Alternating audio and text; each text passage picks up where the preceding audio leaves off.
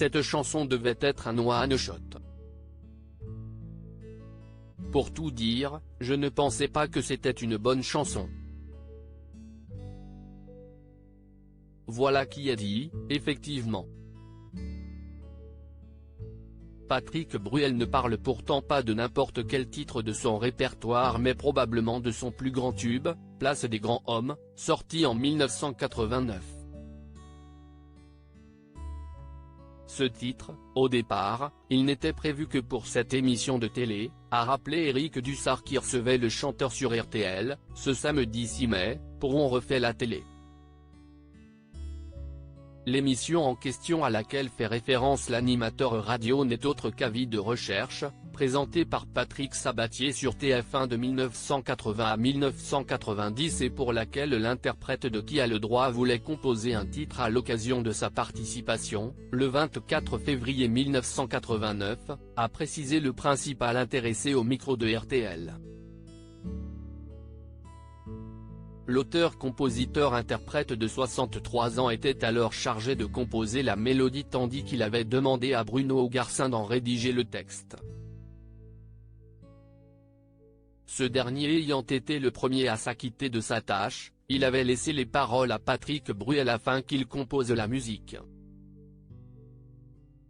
Quelques jours plus tard, Bruno Garcin avait recontacté le musicien afin de savoir s'il avait été inspiré. Plutôt que d'avouer qu'il faisait face à une page blanche, Patrick Bruel, en bon amateur de poker, a tenté un coup de bluff, il a prétendu avoir terminé la composition du morceau et s'est retrouvé pris de court lorsque son partenaire lui a annoncé qu'il était justement en bas de chez lui.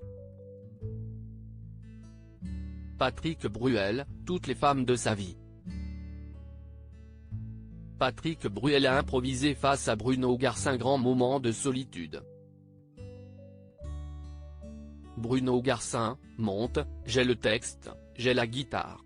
Je m'en rappelle comme si c'était hier, je suis assis sur une chaise du salon, j'ai mis le texte par terre comme ça me permet de ne pas lever la tête. Je lis le texte et je compose en temps réel cette musique que je trouve naze, mais je m'en fous, il faut bien que je joue quelque chose, a ainsi raconté le chanteur de marre de cette nana-là au micro de RTL. Après avoir fini d'interpréter en totale improvisation ce qui deviendra l'un des plus grands tubes de sa carrière, Patrick Bruel avait alors découvert son auditeur si ému qu'il en avait les larmes aux yeux. Et là, j'ai qu'une hâte, c'est qu'il se tire pour que je puisse monter enregistrer la chanson sinon, j'allais l'oublier, a-t-il également confessé face à Éric Dussart et Jade. Et de conclure, c'est complètement une impro. Les 4 minutes de la musique ont été faites en temps réel comme ça et il n'y a pas une note qui a changé depuis. Article écrit en collaboration avec 6 médias.